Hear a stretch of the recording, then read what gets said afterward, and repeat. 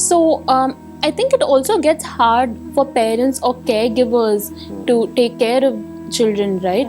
So there is something called caregiver burnout, where parents or caregivers of children with a diagnosis experience immense amount of stress.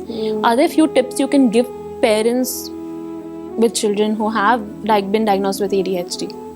Sure. So, just a trivia that ADHD comes under neurodivergence, right?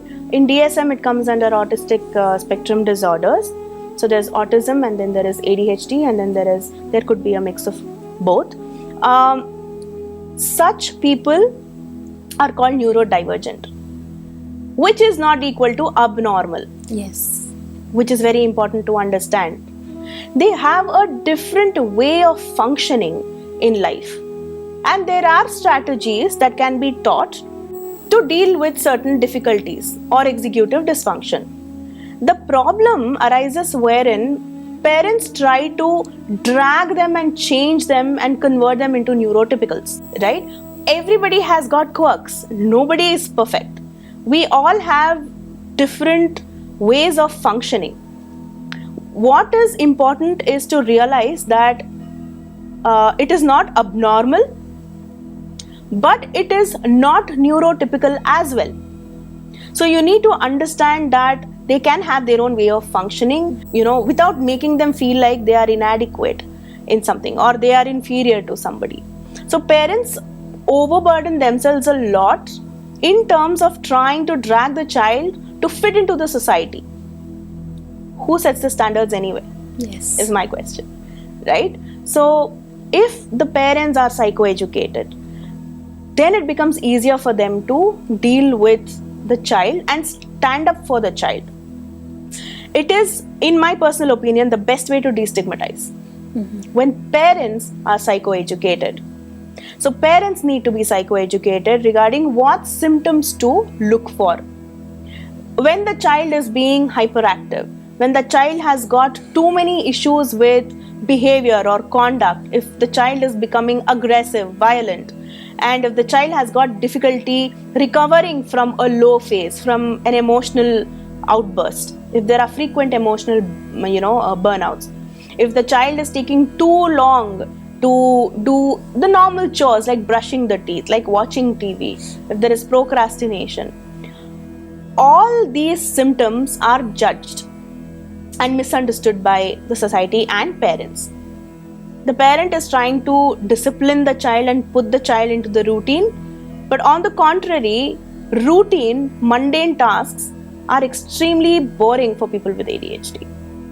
It gets difficult. They need a routine, but they have this novelty-seeking trait that makes routine boring, and it becomes difficult for them to stick to a routine. Yes.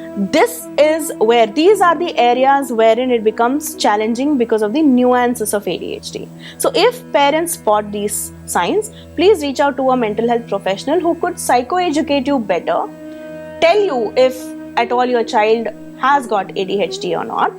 So yeah, that's when I think parents can work on their own stress. Also, it is important to note that the child is kind of catching the vibe, right? It is important for parents to be regulated around the child. The child can read the room. Exactly. So it is easier said than done, but if the strategies are learnt, it somewhere becomes easy to not blame the child. So yeah. You beautifully mentioned about psychoeducating parents, right? So family therapy comes into picture there. Going to therapy as a family, going to therapy together. Apart from family therapy, are there any other ways to deal with this? So apart from family therapy, there is something called as play therapy. Sensory sensitivity is a trait wherein people with ADHD, they have heightened sensitivity with regards to senses. There are a lot of sensory awareness games, sensory gratifying games, and energy channelizing games. So these are the strategies that parents can put to use when they want to help child become accommodating, right? And as well as do certain tasks with the child. when the child completes a task, reward the competence. Reward is very, very important. It is important to realize that dopamine deficiency is one of the major factors in attention deficit hyperactivity disorder. So it is important to understand how to hit that dopamine. Reward, or the anticipation of reward is what hits the dopamine. More than the reward in itself, it's the anticipation of the reward that hits the dopamine.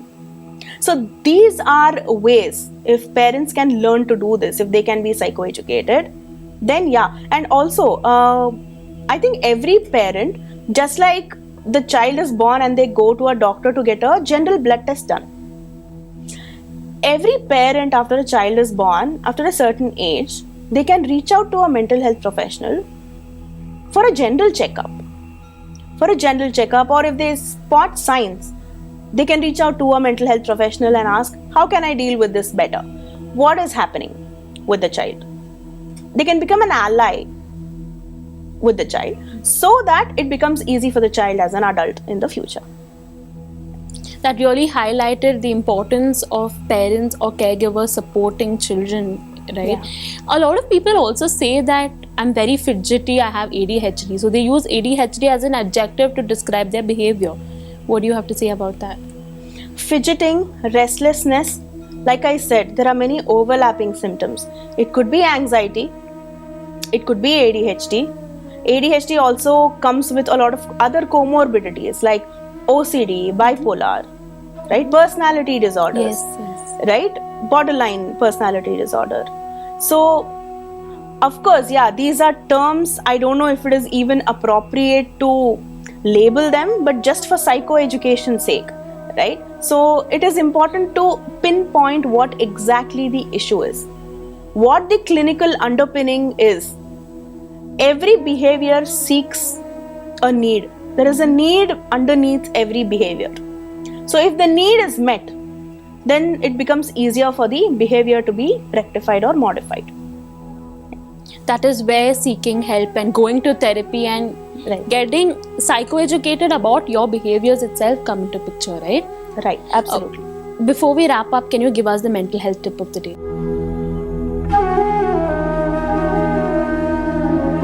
Since we are talking about ADHD, I would like to say that a lot of quirks or traits that are usually judged and misunderstood by the society, which are stigmatized by the society, could have a clinical underpinning.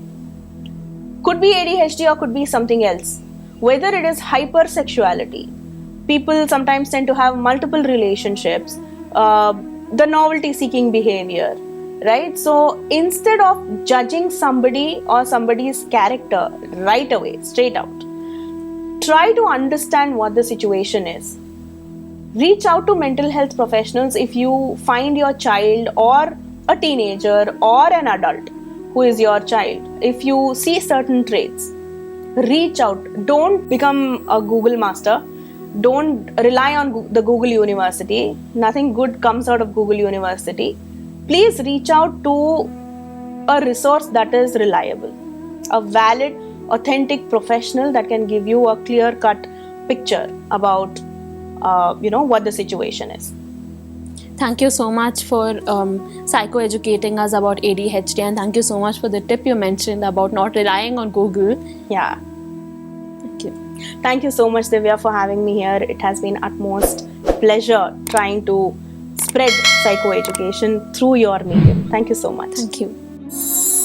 I hope you have an awareness of what ADHD is. I will be back with another episode. Until then, take care, stay safe.